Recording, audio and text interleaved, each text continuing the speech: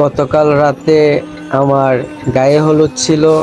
আপনারা সবাই তো জানেন আমার মা এই পৃথিবীতে বেঁচে নাই।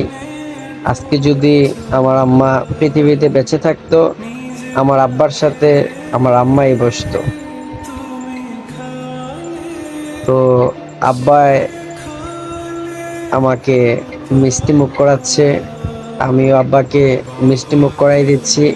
পাশে আমার বড় জ্যাঠা বসে আছে।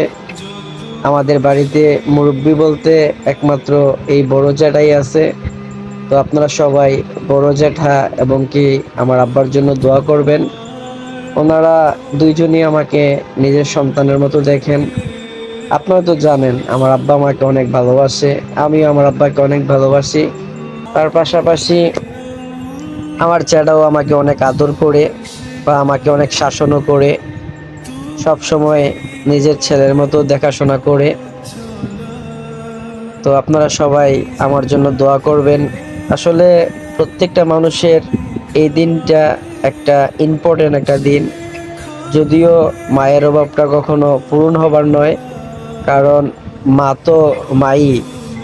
আসলে একটাবার ভাবেন, যদি আমার আব্বার পাশে আমার আম্মা থাকতো তাহলে কতই না পরিপূর্ণতা থাকতো। মায়ের অভাবটা আসলে কখনো পূরণ করা যায় না। সবাই আমার আম্মার জন্য দোয়া করবেন।